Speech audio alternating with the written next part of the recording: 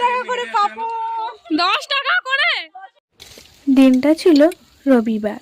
সব বন্ধুরা অনেক দিন প্ল্যান করে এই ডেটটা ফিক্সড করা হয়েছিল।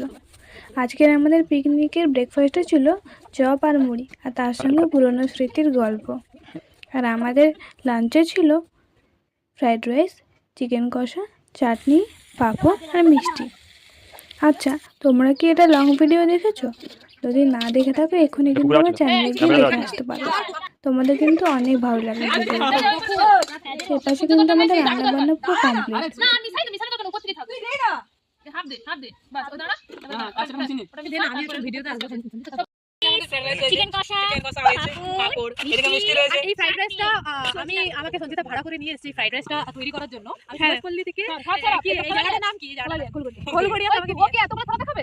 তো এটা ছিল আমাদের খাবার লোকেশন।